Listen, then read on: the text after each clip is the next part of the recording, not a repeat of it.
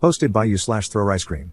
This is the latest in a string of disagreements my wife, 37F, and I, 39M, have been having recently regarding our son, 12M, as he enters his teenage years. I met my wife in youth group before eventually getting married years later, but she's always been the stricter one between us. While I believe in being strict to a point, I think there are times when she has been unreasonably strict, times when I've had to step in and put my foot down. For example, I remember when our son asked to skip youth group one Friday to attend a friend's birthday party. She said no because God is supposed to come first. While I understood her point, I told her she was being unreasonable and that missing an occasional Friday wouldn't hurt. A similar situation occurred on one of his birthdays when he wanted to sleep in, but she wanted him to attend youth group. Again, I told her it wasn't a big deal. Although he was eventually allowed to stay home, she was upset in the car and for most of the time at church. In addition to this, she doesn't want him to have friends who aren't Christians, which has led to one of our bigger arguments. When I asked her why she felt that way, she pointed to mistakes she made after drifting from God following high school. She said she didn't want our son to make the same mistakes. While I understood her concerns, I explained that forcing him to do things he doesn't want to do could backfire and make him resentful later. However, she's convinced that without her strict guidance, he'll turn to drinking and other harmful behaviors, as she once did. She often says those memories haunt her, and she wants to protect him from experiencing the same regrets. The reason I'm writing this is because of our latest argument. She wants him to quit gymnastics, saying that being around a bunch of girls dressed like that is unhealthy and that God wants us to shield our eyes from distractions. She believes the sport offers too many opportunities for him to become lustful in an environment that seems normal. I knew trying to change her mind would be nearly impossible, but I tried anyway. I told her that while she's entitled to her opinion, it doesn't mean others will see things the same way. I explained there's nothing immoral about doing gymnastics, especially since our son is passionate about it. She countered that she didn't want him in an environment with girls of various ages, fearing he might start looking at younger girls inappropriately. This is where I snapped. I told her that while I support her desire to discuss purity with him, she's wrong to impose her religious bias on everything and assume the worst about our son. I also told her she was wrong for viewing gymnastics in such a negative light. She responded by saying she would no longer drive him to gymnastics and that he would stop attending after the current class ends. I told her she was being unreasonable and over the top and that she was setting a distorted example of Christianity for him. The conversation ended abruptly because I had to go to bed for work the next morning, but she insisted on talking to me before I went. While I was at work today, my son called me to share what she had told him, that this would be his last semester in gymnastics and that it was her duty to protect him while he lives under our roof. When I got home, I wanted to discuss it over dinner. I told him he could take his food upstairs, but she insisted we eat at the table. After dinner, she reiterated that her decision was final, arguing that she's the one who has to drive him. When I tried to reason with her, she shut me down. Eventually, I reassured my son that I would handle it and told him not to worry. He seemed relieved, likely because he knows I usually side with him. However, I'm feeling torn. She's the only one available to drive him, as I'm at work during his classes. I'm considering arranging a carpool, but I'm frustrated that it has come to this. My bigger concern is her refusal to renew his enrollment, and I'm thinking about paying for it myself. However, since our finances are combined, I know she'll be upset, and the transportation issue would remain unresolved. I'm open to any advice on how to make this work. I believe she's wrong and that he shouldn't have to quit gymnastics based on her assumptions. However, I also know the deeper issue lies in our marriage. I've suggested counseling, but she refuses to go, so I've been attending alone, which has helped to some extent. I want to make things work, and I understand that her past experiences contribute to her strictness about keeping him close to God. Still, I disagree with her approach and am beginning to question whether I'll ever be able to fully reach her. Update 6 days later. It's been a couple of days since my original post, so I'll get right into it. The short version of last time was that my wife wanted my son to quit gymnastics because she thinks that being around other girls in gymnastics apparel would cause his mind to lust and be ungodly. This is in the aftermath of her talking to him about purity and whatnot. Over the years, I've been too passive about her ways. For example, when she guilted him into wanting to skip a single youth group meeting to go to a birthday party, all under the impression that God is supposed to come first in everything, I didn't push back. She also doesn't want him having friends who aren't Christian because she thinks that will push him further away from God.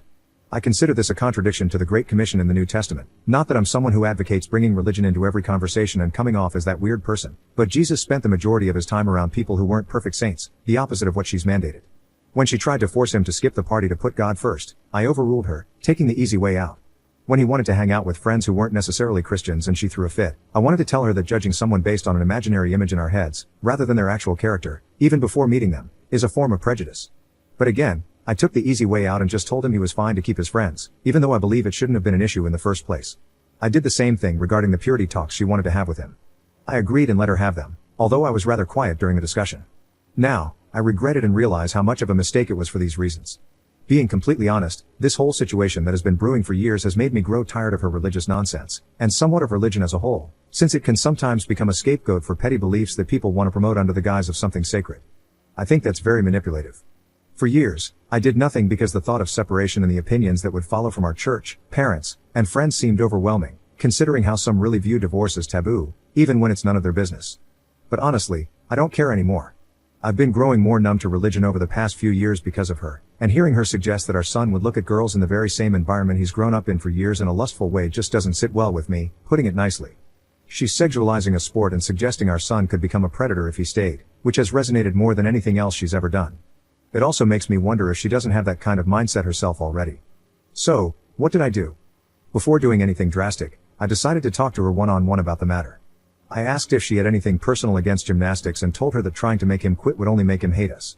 She replied with something along the lines of how the world has a habit of making everything sexual, and that the gymnastics environment promotes girls in clothing that can easily be looked at wrongfully.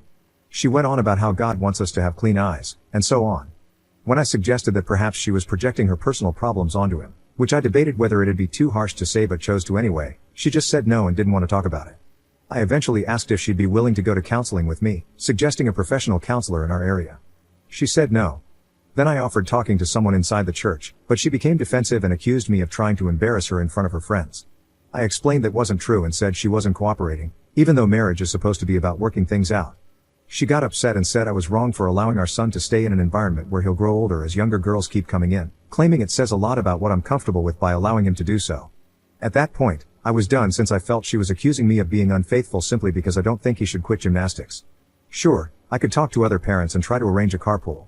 I could even drive him myself if I could get off work early enough some days. But I can't control what she does at home when I'm not there. She's already talked to him behind my back on numerous occasions while I'm at work, explaining why she wants him to quit. If she doesn't want to talk or cooperate with me, what more can I do?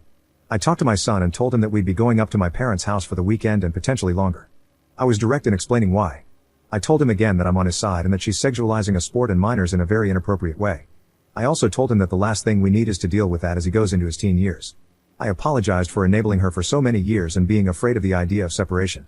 While I debated whether I should be this direct about explaining everything at his age, I ultimately decided to be honest because I didn't want him to feel I kept things from him as he grew older. I also told him how it was making me stressed at work and unable to focus, which allowed him to open up and tell me that he feels guilty for wanting to stay in gymnastics. I reassured him that he has nothing to feel guilty about. The fact that she made him even have these doubts is something that didn't need to exist in the first place. My parents are now helping me look into a lawyer and ways to comfort him. A lot of this is on me for allowing it to go on for so long, but I just want to know how to help him with the guilt he feels after her words. Besides telling him that I'm on his side and that she's wrong, she's already planted that doubt in him whenever he's in the gym. I just want to help him navigate it the best I can and undo the damage her behavior has caused. As for my wife, she didn't know we had left until after we got there. I told her exactly why we had left, and she was slightly apologetic on the phone. I asked her again if she'd be willing to go to counseling, but she accused me of trying to manipulate her into going. I told her to call back if she had a change of heart. My main priority remains undoing the damage she's done to him, recovering mentally myself, and potentially working through a separation unless she shows she's willing to change, which I doubt, considering we left and she still wouldn't consider counseling. Just being here is more peaceful and much needed after the stress of work and being in that home. Second update 27 days later. It's been almost a month, so I wanted to revisit this. I'm not going to lie, I'm really tired at this point. I wrote a lot the last 2 times, but I don't think I'll do that this time because I'm losing energy over it. Basically, when we were still staying at my parents' house, I told her why we left and said I'd return if she had a change of heart. When we first talked, she refused to budge on her stance that it's inappropriate for him, at his age, to be in the same gym as little kids, particularly girls, from a purity standpoint. She believes that the world has a habit of turning everything that isn't sexual into something sexual, and she thinks the sport just serves as eye candy for lustful people who watch girls run around in leotards, which she often points out. She's even told him this BS while I was at work, and it drove me crazy. I couldn't focus, knowing that in the back of my mind, she was at home telling him things I'd have to undo later. I've mentioned before that much of her behavior is on me for being lax over the years.